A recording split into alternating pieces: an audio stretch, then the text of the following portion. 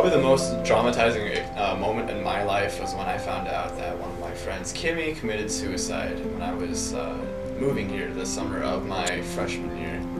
And ever since then, I've just been really sensitive to other events that have happened, especially with Grand Junction High School. And I've been really sensitive to that right now in Spanish class even. We're talking about how to incorporate good mental health and talk about what's going on and be real with what's going on with your life and your situations. And that's something that I'm very passionate about because I know what it's like to lose somebody that's very close to you. And it sucks to see someone do that to themselves because it doesn't really end the pain there, it just passes it on.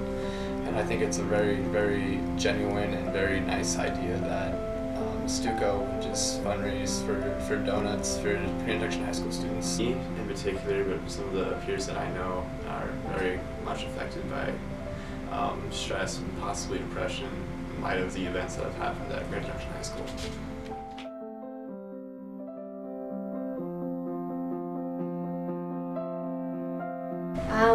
Growing up with my family, they were drug addicts, and my mom and dad, well, my dad has been through prison so many times. He is an illegal immigrant, so he's been deported more than once and came back. But with him, they would beat us, and if we didn't do what they said, they'd spend their time in the bathroom doing drugs. I was like the mom to my little sister, and then my dad would pay people to come sexually abuse us, and we were like toys. So, and my mom just stood there. She wasn't a mom. My dad wasn't a dad. We were a mistake to them. I wouldn't have to be scared to go home. I don't have to be scared anymore. I don't have to worry about getting hit or getting punished for not doing what I was told. I can just go home and feel like I'm loved. It's not your real parents though. So you just get placed in a home that you don't know with strangers, hoping that they'll take care of you. I didn't know what normal was, so.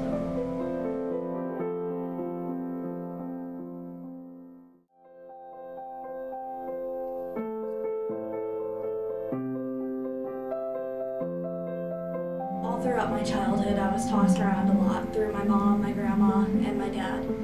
I didn't see my mom that much though because she was on med. And then when I hit like 8, my mom got clean and she married my stepdad. He's still around, which is where I'm living now because it's a stable home. After that, my dad, he started renting out rooms, which one of them went to his best friend. And his best friend, we didn't know at the time, was doing meth and tweaking really bad.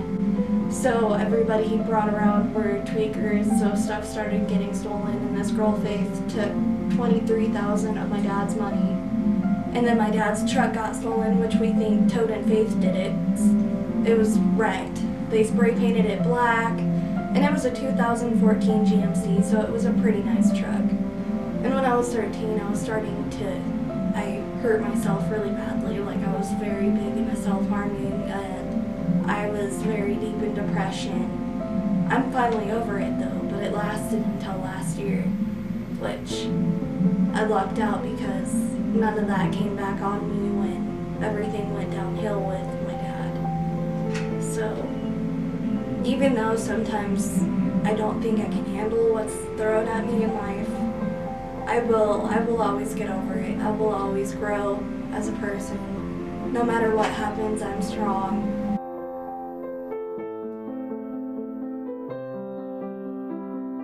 Looking up at the stars and going and looking at the sunset and sunrises, I think that's one of the things that actually, now that I think of it, it's one of the things probably why I didn't self-harm when my